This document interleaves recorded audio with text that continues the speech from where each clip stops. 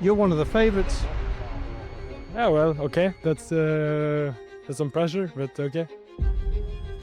It still feels like my home race. Last stage in Tromsø, where I grew up. It's a race I always look forward to. I always want to have it on my schedule. Yeah, it's a race I really enjoy. Of course, it's home race for Uno-X Norway team, so they're not going to make it easy, that's for sure. First race in a long time. I haven't raced since zero on the road, so yeah, a little bit unknown, but yeah, we'll see. I think I've done some good training. I'm in good shape. I think small peloton here, so a lot of teams will want to get something out of the next 4 days, and I think it should be a good race. I think stage 3 is the day the GC is decided. On the line it's going to be Ben Hermans, doubles up. Brilliant stuff from the Belgian. He wins again in Molself.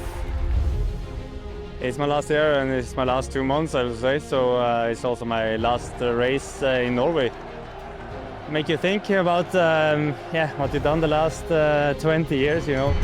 Alexander Kristoff kjører seg rett inn i den gule ledertrøya! A bit sad, but also it's time for everything.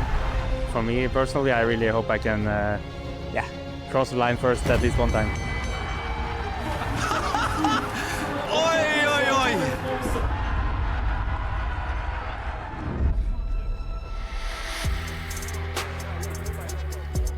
Is this crazy?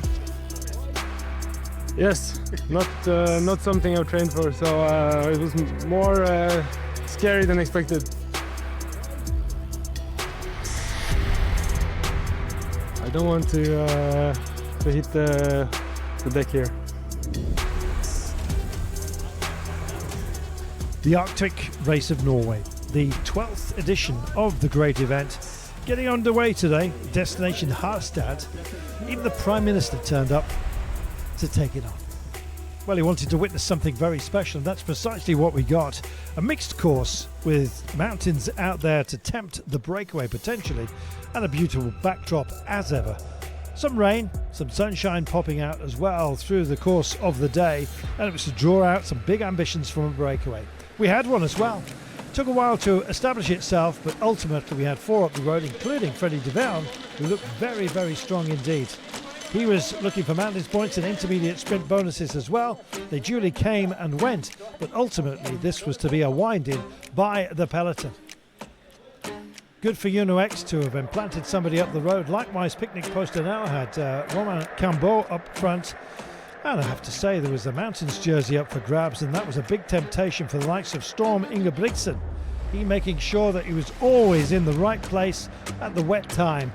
And he came across the line, throwing his bike at those mountain points and guaranteeing himself the Northern Lights jersey by the end of the day. Super work by him. That was his intention, and he delivered. Well, the rain came down, and of course, with having 2 big loops and a tie to 1 at the end, which would bring us to our final sprint, we crossed the line to hear the bell, and everyone knew what was coming. Lots of rain, lots of unstable surfaces, and of course, potentially a sprint finish. The breakaway had done its job of moderating the day.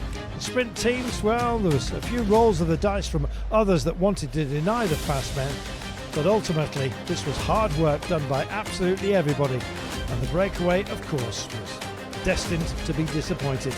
One last climb going the way of Ingebrigtsen for Team Corp Repsol. Credit to them, and credit as well to some of the teams like Equipo Kern Pharma that really did a lot of the chasing, hoping to shake out the fast men. It didn't happen. We were all bunched together as we came to Harstad, our grand finale. Still, there were some opportunities, thought the likes of Jenti van der Velde, but it wasn't to be. He joined by 2 others, but really this was all going to be about the sprinters. Would the favourites come through and deliver a grandstand finale?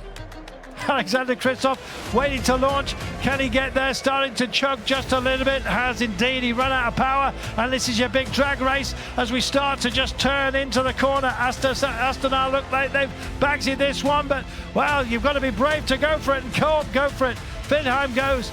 Corbin Strong still waiting in third man here. Is he going to have a dig? Waiting.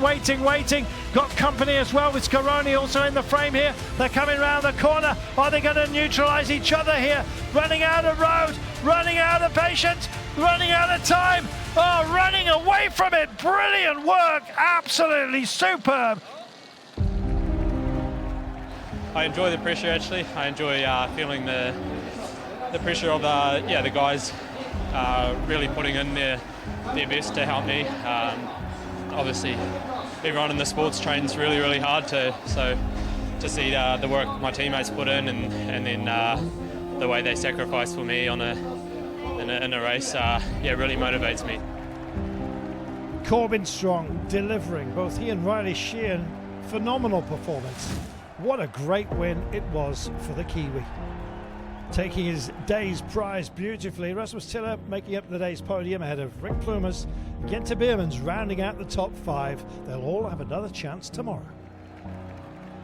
Corbin Strong as stage winner with the bonuses, of course, leads overall, and the Midnight Sun jersey belongs to him. Despite the shivers, you'll love this.